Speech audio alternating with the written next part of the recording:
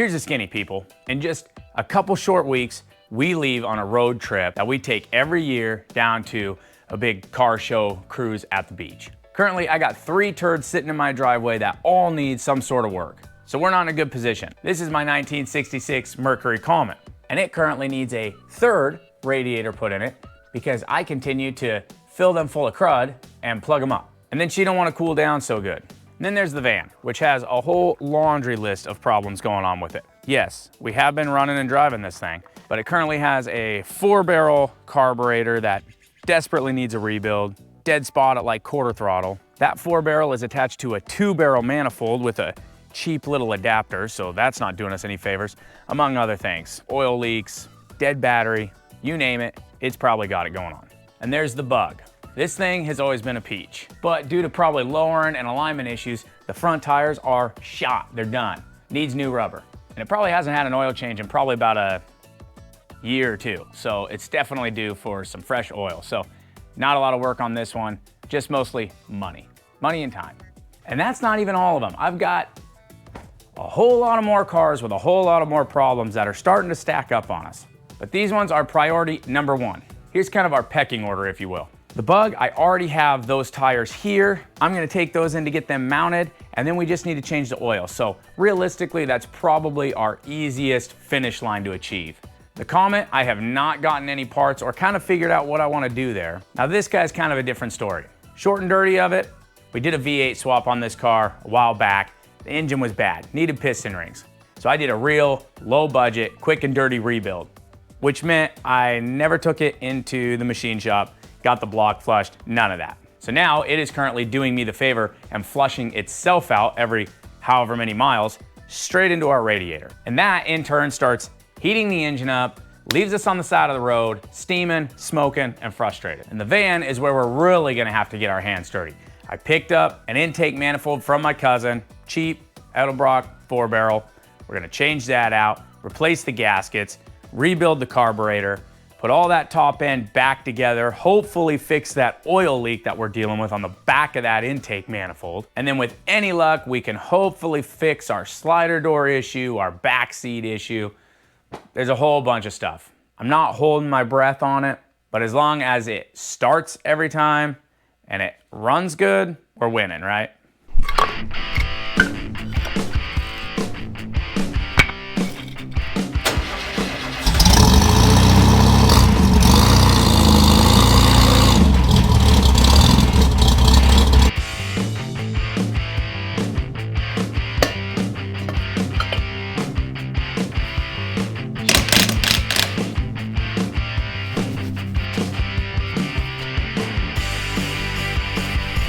Yeah, I'd say they're shot.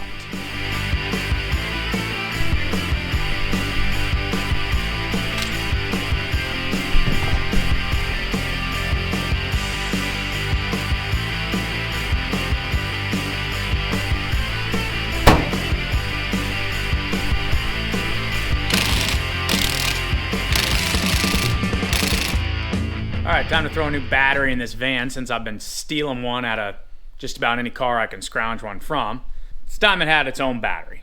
Throw it under the hood, get her fired up, and then get it inside, undercover, because it's August and it's raining.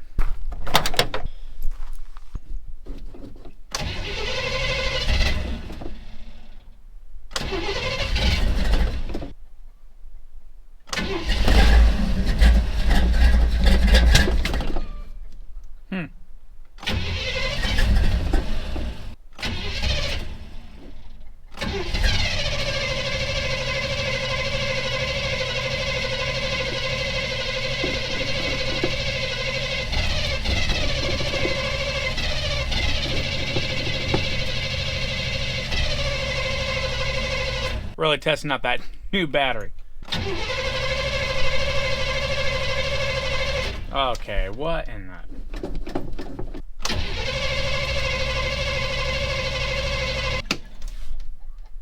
It always starts. Ugh.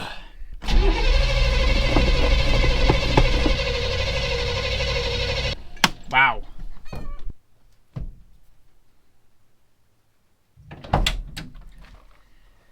feeling nothing's gonna be going easy for me today. I needed this off anyways.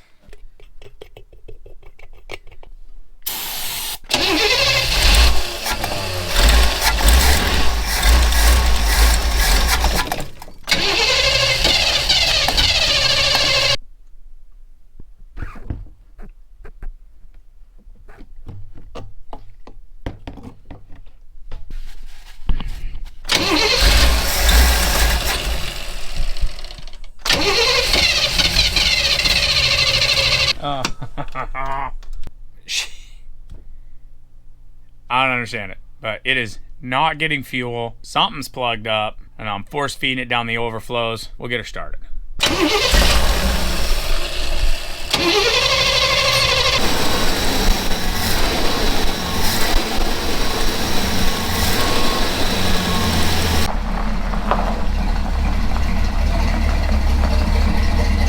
don't know what that was about, but better let her charge up just a little bit before we shut her back down. Wearing in that brand new battery. Okay, plan of attack. Carburetor's been giving us a ton of issues. Little dead spot, quarter throttle or so. And as you just seen, now it's developing a little bit of a hard start scenario. Not sure if we got a float sticking or what. Regardless, we need to rebuild that carburetor, which we got a kit for that. And while we're at it, we're gonna yank off that old 2-barrel manifold, get rid of that adapter, and put a good old Edelbrock Performer 4-barrel intake manifold on there. Clean it up, it'll perform better, it'll look better, and hopefully we got no more starting issues, no more quarter throttle issues. Get all that garbage out of there, make it run good.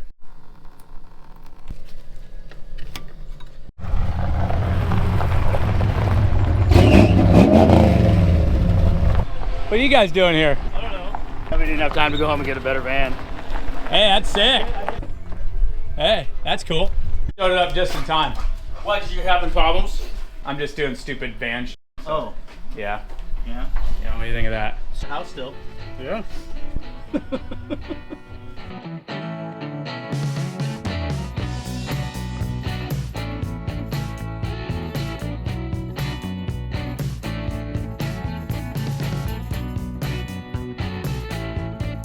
Yeah, these guys swear by this Colk.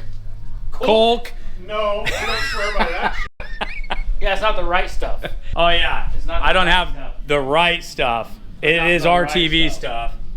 So we'll see how it goes. They're claiming don't use the rubbers on these intake. The trash. Yeah, We'll see. Throw them in the trash. How's it going in there, bro? It's going.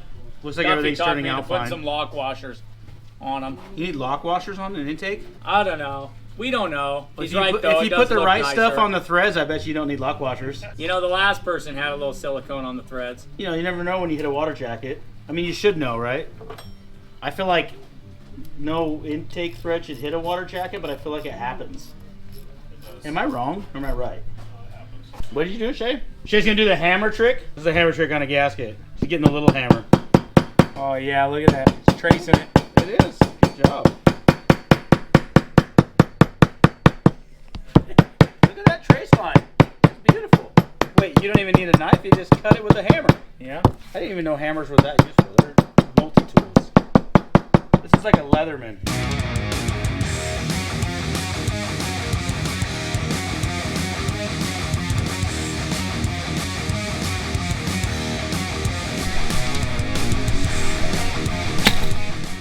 It's a new day out in the garage, and we got a lot accomplished with a late night yesterday. Carburetor's rebuilt, intake manifold is back on there, but we did find a couple of things that could have something to do with this van not performing all that great. Originally, this all kind of started because we had that dead hole, about quarter, 2/3 throttle. Actually found the secondary float bowl was completely closed off. No fuel getting to that side of the carb. So could potentially secondaries opening up maybe, leaning it out. I don't know, not positive. Hopefully that might fix part of our issue. And my cousin actually found the distributor carbon button. Remember that. Didn't even know that you could buy those separately, but you can for these HEI distributors. I ended up actually getting a whole new cap because it kind of melted a little bit inside of that cap as well. So I got a carbon button and a new distributor cap. We'll get that snapped on there. That's probably not gonna change anything that we had going on, but at least we know we're getting good spark now once we're all said and done. So let's change out the oil since we dumped some coolant inside of that engine, or I did when we took the manifold off. And then fire this thing back up and dial everything back in. We'll check that timing, we'll check the float levels on the car, make sure all of that is good, and then we gotta let her work some air pockets back out of that cooling system, and hopefully we're sitting a lot better than we were before we started all this.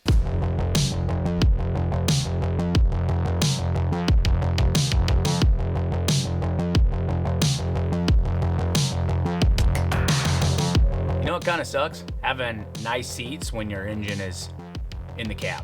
You're just kind of leaning on them and working around them all the time. You like those plastic seat covers that the dealerships have.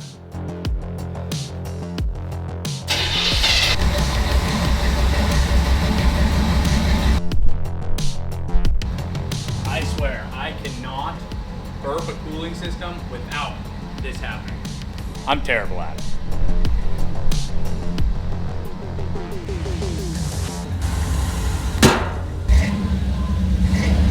Okay, this is gonna be kind of our first big test. Carburetor rebuild, timing messed with, new intake manifold. Now hopefully, we've got no more quarter throttle hesitation.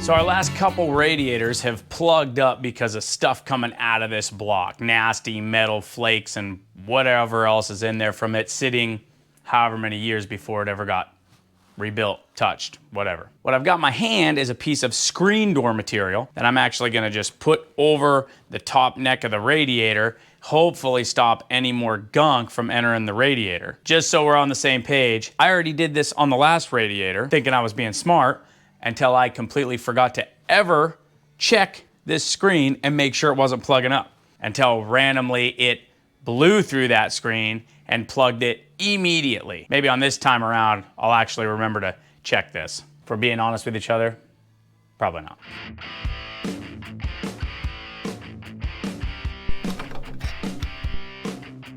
Status update, not looking bad.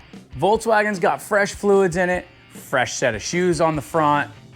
That thing should be ready to go. Ton of odd end stuff went into the van, getting that thing kind of more dialed, runability, working out some of those kinks, getting the door to slide open so we can actually get in and out of it, getting the back seat into it. We even added a little carpet with some matting underneath of it so the kids can play in there. And as luck would have it, the radiator showed up, and it was the correct radiator, which is not typically how things go for me. So the Comet is back up, running, cooling.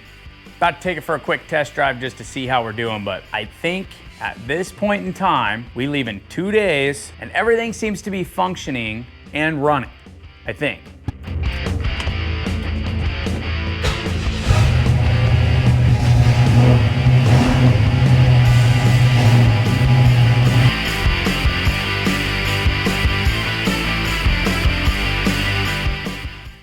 It is that time. All 3 rigs are put together, running, driving. Everybody's coming together. We're getting ready to head out. Rod run, baby.